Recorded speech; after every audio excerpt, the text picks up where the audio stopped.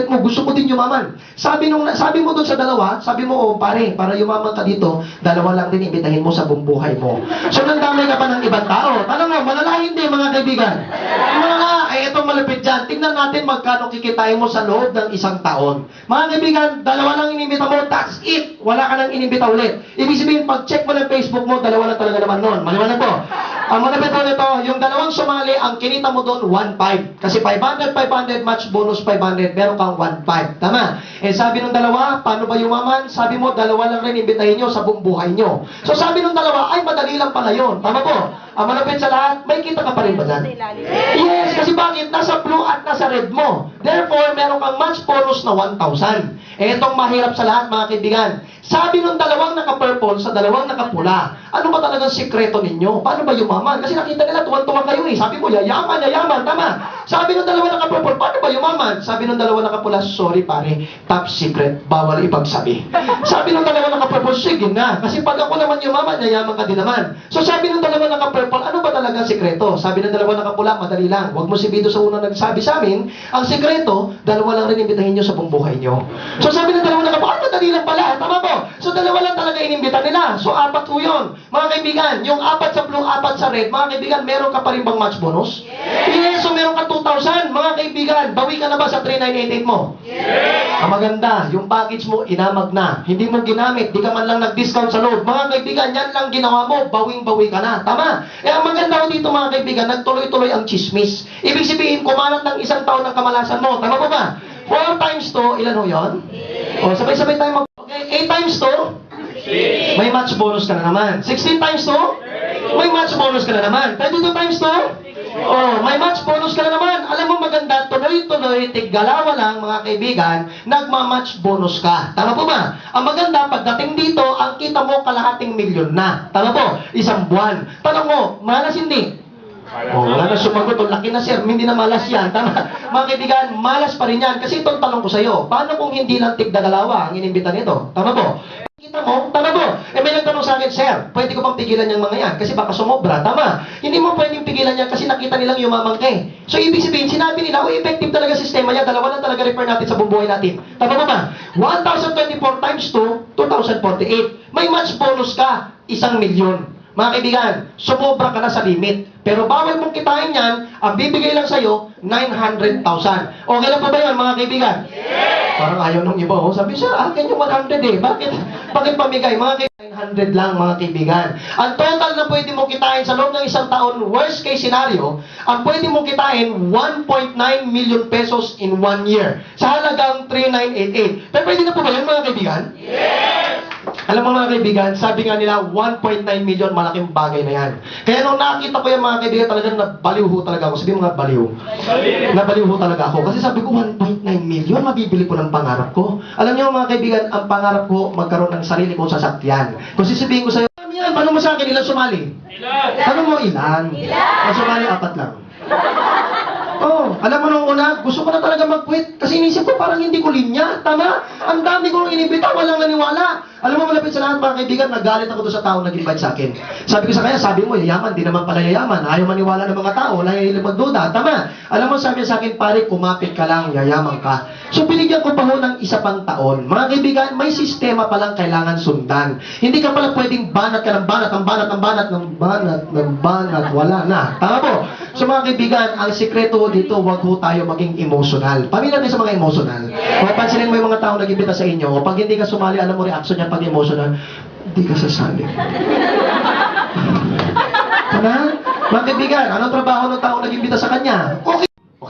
Sobrang itim po talaga. Alam mo, humingi sa akin ng flyers noon. Binigyan ko siya ng flyers. Sabi ko, pare, yaman ka talaga. Nung nakita niya, sir, gusto kong yumaman. Pagtingin niya sa flyer, may investment, 3,988. Tama po? Sabi niya, pare, wala akong 3,988. Gusto kong yumaman, pero wala akong pampuhunan. Tama po?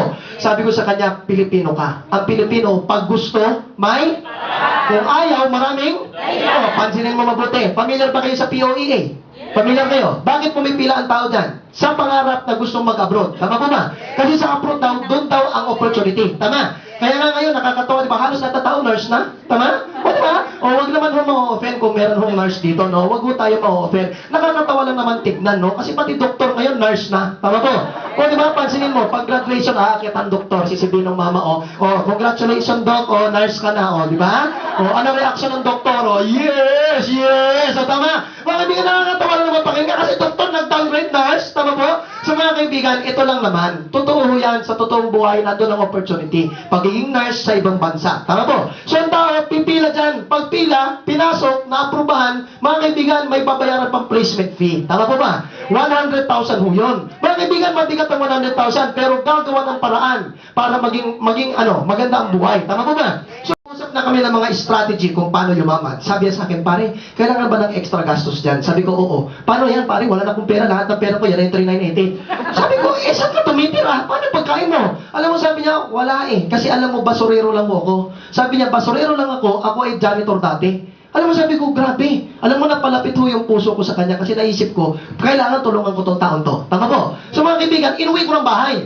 Inuwi ko sa bahay, sa Cubao. Pag uwi sa Cubao, nagalit talagang nanay ko. Sabi ko, sino yung maitim na yan? Kakilala mo ba yan? Sabi ko, hindi nanay, maniwala ka. Yayaman yan, maniwala ka. Sabi ng nanay ko, ay bahala ka sa buhay mo. Pag tayo sinaksak pagtulog, bahala ka. Sabi ko, hindi, nanay, maniwala ka. Trust me, gusto ko tumulong. Mga kaibigan, 6 months in the company, talagang pahirapan na turuan kung paano gawin ang negosyo. Mga kaibigan, nag-invest po talaga ako. Kasi bakit mga kaibigan, pagkain, kuryente, tubig, sagot ko lahat. Tama po. Pero mga kaibigan, after 6 months, di ba 6 months? After 6 months, 1 year na. After 1 year, nagbago ang buhay ng itong taong to. Umikot po 360 degrees. Ang daming ikot mo, nakakahilo. Tama po ba? Mga kaibigan, paano po nagbago? Hindi na siya maitim na maitim, itim na lang po. Oo, ang mga kaibigan, gusto ko pakita sa inyo resulta niya. Okay lang po ba yun? Mga kaibigan, in the span of 1 year, ang total po na kinita nitong tao na to is 355,000 pesos. Palakpakan mo naman yan, mga kaibigan. Ano, ang pangalan po niya, Benito B. David Jr. Mga kaibigan, kung tinitignan mo mabuti yan, baka isipin mo maliit lang. Hindi milyon, pero ito kailangan mo ma-analyze. Sa isang taon, hindi sweldo ng ordinaryong empleyado yan. Tama po ba? Sweldo yan sa 3 taon ng ordinaryong empleyado. Samantalang sa B-Mobile, isang taon lang, 355,000. Ang maganda mga kaibigan, yung progress niya palaki na 55. Umangat po ng 411,000 in 1 month. Mga kaibigan, 55,000 in 1 month. Malaki po ba yun? Alam mo, masarap sa lahat mga kaibigan. Last week po, mga kaibigan, naglabas siya ng cheque. Kasi dito mga kaibigan, ang cheque ho dito, ang commission ho, kinukuha cheque. Cheque ho, BPI. Mga kaibigan, ang maganda dito, ang swelduan abnormal. Pamilya ba sa abnormal? O, sino dito, okay lang sa inyo, yayain ko kayo maging abnormal. Okay lang ba ba? O, yung abnormal yan, hindi gumagano na. Ang masarap, mga kaibigan, nagbagong buhay niya, nagbago din ang buhay ko. Mga kaibigan, noong 2009, ang mga sinweldo ko po dito, gusto ko i-share sa inyo noong 2009. Mga kaibigan, sumweldo po ko isang linggo ng 38,000 pesos. May pwede na po ba yun, mga kaibigan? Alam nyo, hindi na ako masama ang 38,000 isang linggo. Kasi bakit? Sweldo na ng manager yan isang buwan. Tama.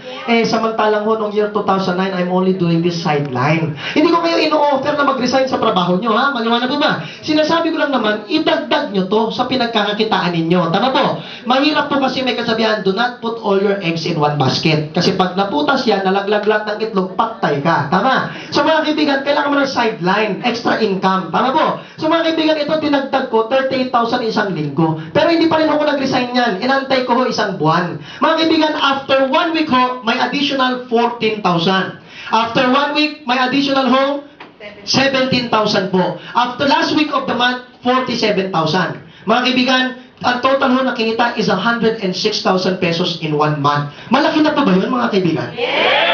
Malaki ho yun. Alam mo mga kaibigan, gusto ko nang mag-resign. Bakit? Call center po ko eh. Call center, alam mo, yung araw mo babaliktad. Yung araw maging moon, yung moon maging sun. Alam mo mga kaibigan, ang hirap po mag-call center. Kasi bakit? Mga kaibigan, sagot ka ng sagot ng telepono, ang daming tumatawag, very rude. Tama? Sisigawan ka, kala mo masinang kausap. Tama po? Pero mga kaibigan, ang hirap ng buhay, gusto ko talaga mag-resign. So yun, ako, totoo lang, kung ikaw ako, mag-resign ka na eh. Tama po? Pero mga kaibigan, di pa rin ako nag-resign. Kasi bakit? Nasa Citibank na ako eh. Tama po? Nandun na ako eh. Team leader na ako sa aking call center. So kung team leader ka, malaki-laki na sweldo mo. Tama po? Ayaw kong bitawan. Sabi sa akin ng nanay ko, anak, kung gusto mong lalong yumaman, may kasabihan, time is gold. Tama po ba? You have to give more time to what you're doing kung saan kakikita ng malaki. So sabi ko, paano ko mag-give more time? Eh, malak ako dun sa trabaho doon, 7 to ng madaling araw. Tama po? Mga kaibigan, sabi sa akin ng nanay ko, may paraan kung gusto mo. Sabi ko, ano? Nag-awol ho ako. Pamilyar ba kayo sa awol? O di ba paraan no? Hindi ka natanggal, pero nag-absent ka lang. Tama po? Mga kaibigan, nag-awol ako 1 linggo. Alam nyo, after 1 week, ibang klase hong nangyari. After 1 week po, maniwala ka sa hindi, mga kaibigan, ang total na kinita ko dito in 1 week is 113,000 pesos. Palakpakan mo naman yan, mga kaibigan! Alam nyo, nung nakuha ko yung checking na yan, kulang na lang ho talaga, tumambling at mag-split ako dun sa baba. Kasi mga kaibigan, di ako makapaniwala. 113,000, sweldo ko yan 1 taon. Tama po, 113,000, 1 linggo. Mga kaibigan, hindi pa rin ako maniwala kasi hawak ko lang cheque. Pagdating ko sa bangko, in-encash ko yan, doon na ako naniwala. Kasi yung nakita ko, ini-encash yan, may money counter, tama? Pagka sabi ko, ay, akin. Pwede na yan, ang maganda ho dito, nakuha ko ho ang aking pangarap. Mga kaibigan, kung meron lang hong commercial dito na parang Avon, kasama na ako doon. Tama? Pwede ko na sabihin, yumaman ako dahil sa V-Mobile. Tama? Mga kaibigan, ang maganda ho dito sa loob po ng 11 months in V-Mobile, nakabili po ako ng brand new Honda Civic 2008. Palagpakan mo naman yan, mga kaibigan. Alam nyo, nung ako ho yan, medyo maitim lang ho ako noon. Maitim lang ho ako noon. Alam mo mga taga-project for Cubao po ako. Ayan po yun. Malayo, no? Malayo ba? Kasi medyo pumuti na ako, may pambelo na yun, di ba? Ang mga kaibigan, nung nakuha ko yung kotse, sabi ko sa nanay ko, picturean niya, o naiyak ko ang nanay ko. Alam mo, ang mga nanay, very worrisome. Tama? Sabi, anak, natatakot naman ako, baka carnapper ka na. Sabi ko, hindi ho, nanay. Sabi ko, nanay, maniwala ka, yayaman talaga tayo. Nung nakuha ko yung kotse, binalikan ko ang best friend ko. Binusinahan ko pa sa harap ng bahay. Sabi ko, best friend, sali ka na. Sabi niya, pare, saan mo ninakaw yan? Tama? Ang kaibigan, ganun pala ang Pilipino, no to sis, to believe. Pag nakuha mo ng resulta, pagdudahan ka palalo. Tama? Mga kaibigan, ang maganda, after 4 months, bumili ako ng sasakyan na pang-pamilya. Mga kaibigan, syempre gusto ko kasama lahat pamilya kasi tinan ko naka-lower to. Hindi kami kasya lahat dyan. Mga kaibigan, after 4 months, dinagdagan ko yan ng Ford Expedition. Pero pwede na po ba yun, mga kaibigan? Pwede na. Alam mo, ma'am, sabi sa akin ng mga barkada ko, Martin, ba't naman yan ang kotse na binili mo? Eh, lakas-lakas sa gasolina niyan. Tama? Alam mo, sabi ko sa best friend ko, alam mo, pare, maraming gasolina. Tama nga? May sea oil, may Caltex, may petrol, may sila daming gasolina. Tama? Ang problema, wala tayong pambili. Tama po ba? Eh kung may V-Mobile ka, daming pang gasolina. Tama po ba? So mga kaibigan, nung nakuha ko yung kotse na yan, hindi pa ako tumigil dyan. Kasi alam niyo, pag pasensya noon yung nakuha ko, bagets pa lang ho, pangarap ko magkaroon ng maraming kotse. Alam mo mga kaibigan, after 2 months, dinagdagan ko pa ho ng BMW. Pero pwede na po ba yun mga kaibigan? Alam nyo, nanay ko nagalit na sa akin. Kasi sabi niya, anak, saan mo pa-park yan dito sa Cubao? Kasi maliit lang ang bahay namin sa Cubao. Ay, wala nga kaming garahe. Sa kalsada lang ko nakaparada. Mga kaibigan, sabi ng nanay ko, anak, kailangan mo nang lumipat ng ibang bahay. Para naman may parada. Hindi na ba yan mga kaibigan? Palagpakan mo naman yan, grabe ka naman. Alam mga kaibigan, hindi ko ho ito pinapakita sa inyo para ho magyabang o para kumbinsin ho kayo, hindi ho. Wala ho akong karapatan magyabang sa inyo kasi hindi ho tayo magkakilala. Pinapakita ko ho sa inyo ito kasi gusto ko maengganyo kayo. Maliwanag po ba? Gusto ko ma-realize ninyo na kung kaya naming mga bata, eh lalo naman po kayo. Tama po ba? At mga kaibigan, ang maganda ho dito, lahat tayo magtutulungan. Okay na po ba yun? Ang masarap mga kaibigan, this company in the span of 1 year has produced 25 millionaires in 1 year. Pero pwede na po ba ang 25 millionaires in 1 year, mga kaibigan? Alam mo masarap mga kaibigan, 28 years old po pinakamatanda, pinakabata namin milyonaryo is 19 years old. Mga kaibigan, 19 years old, kumita po ng 5 million in the span of 1 year. Mga kaibigan, alam nyo, naghahanap kami ng panibagong mga milyonaryo. Ang target ho namin, 100 sa taon ng 2011. Nararamdaman mo na ba ikaw ang susunod na milyonaryo? Yeah!